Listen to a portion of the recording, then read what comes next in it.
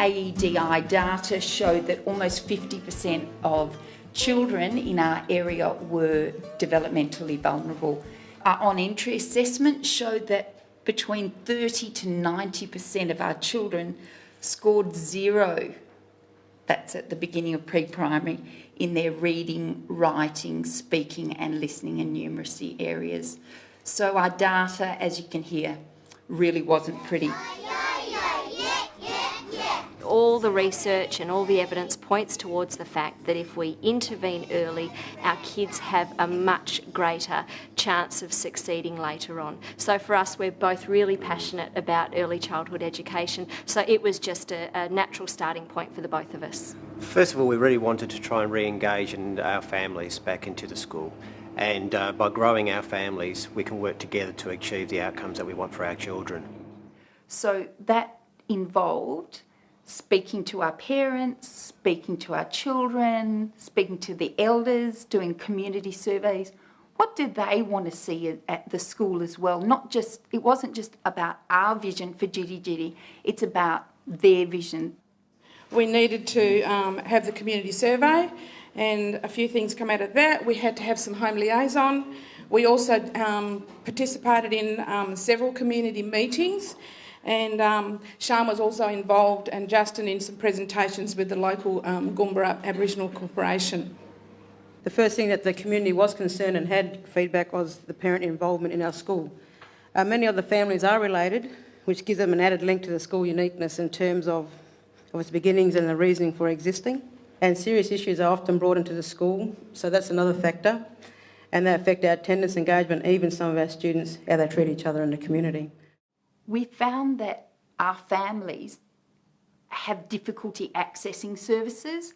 They have trouble with transport, or they have other family issues that come up.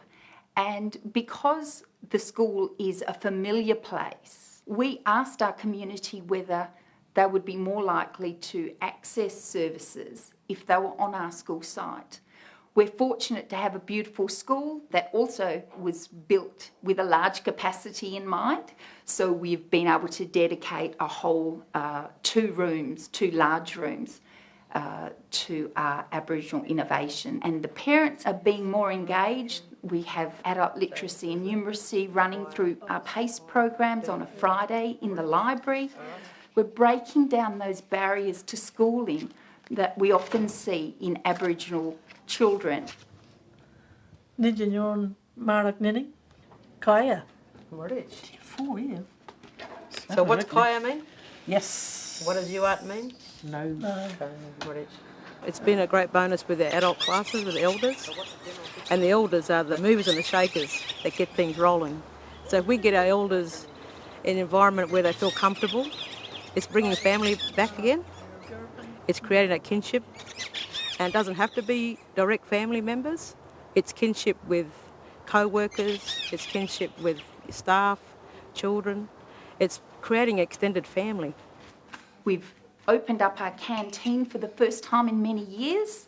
We're running a breakfast program, and we know that our children are getting healthy lunches and they're coming with recess, and it's starting to promote interest of our parents in the school. So they're coming in, they're suddenly seeing a place for them in our school. So they're starting to come in. The children are seeing the parents here, and it's having all these really positive spin-offs.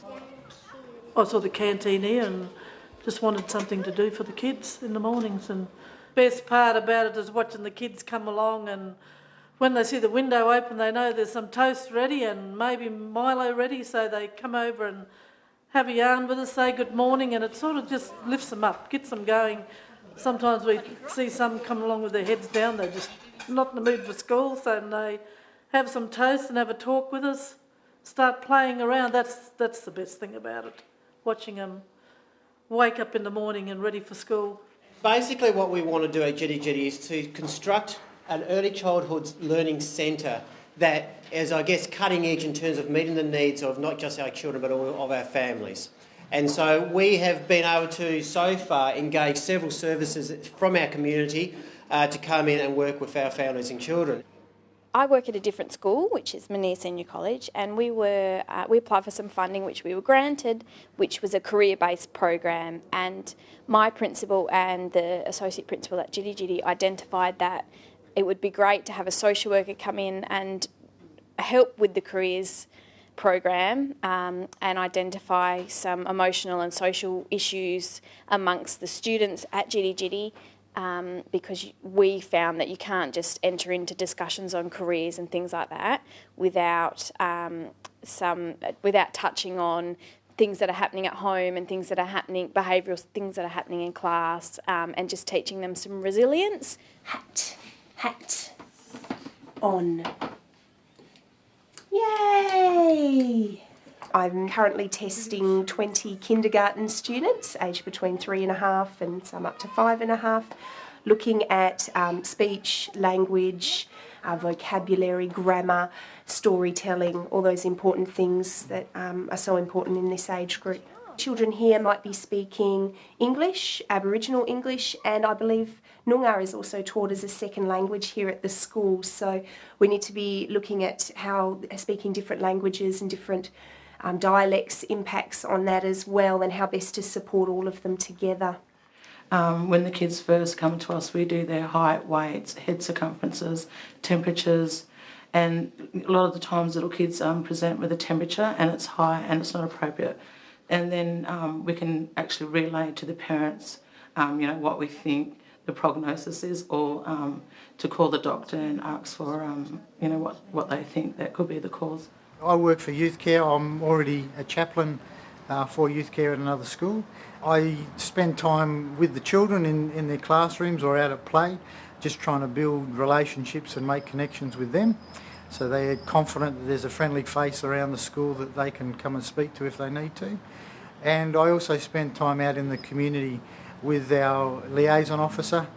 We go and visit homes of the families at the school, if there's children that haven't been attending, and it also gives me an opportunity to meet with key people in the community, elders, and just also the mums and dads out there who may not come to the school but need a connection between the school and them. What's different about our model to begin with is that we're contextualising it to meet the needs of our family. So what we certainly haven't done is gone the one-size-fits-all model. We've really looked and listened to what it is that our parents want. So we are providing the services that we have been asked for. We may not necessarily have thought that that's what our community needed, but that's what they're telling us that they want. And I think in terms of engaging our parents, that's going to be one of our biggest success points there. We've had several delays throughout the process. Reason being why it's been so complicated is because we do have a Djidi Djidi community that is complex.